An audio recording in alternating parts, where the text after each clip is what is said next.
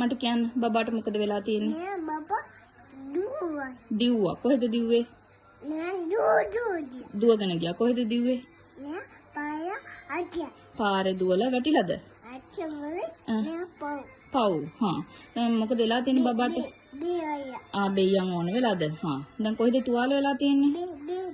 බෙල්ල තුවාල වෙලාද? අයියෝ. එතකොට මේ කොහෙද තව තුවාල වෙලා තියෙන්නේ? කකුලුව වෙලා. හා. ඊට පස්සේ නෑ පාය දුවගියා. පාරේ දුවගෙන ගියා. නෑ දුවගියා. හයියෙන් දුවන් ගියාද? දුවගියා. කායකද පාරේ ගියේ? නෑ දුවගියා. එහෙම තනියෙන්ද දිව්වේ? දුව. තනියෙන් ඇයි දුවන්න දුන්නේ පාරේ? නෑ පව්. පව් ඒක තමයි. එයා චුට්ට වෙයි මම. දැයගේ බඩ උය වෙලාද? පායෝ ගොඩක් උය වෙලාද? මේක කෝය. කකුල් උය වෙලා. මේක කඩයයි. කක්කක් දාලාද? අයියෝ. නෑ පව්. බඩ උය වෙලා තියෙන්නේ අයියේ? මේ බවෝ මේක කාය. එයා චොකලට් කනවද? කා. තව මොනවද කන්නේ? නෑ චොකෝටි කයි. චොකෝ කනවා. තව මොනවද කන්නේ? නෑ අච්චික.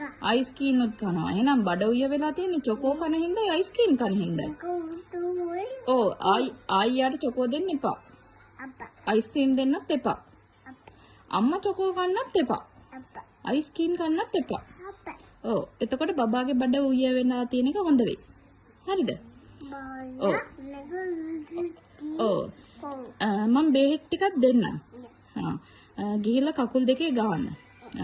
බබාට ආයි චොකෝ අයිස් ක්‍රීම් කන්න දෙන්න එපා. හරිද? එහෙනම් බබා හොඳට බලා ගන්න. හරිද? බයි.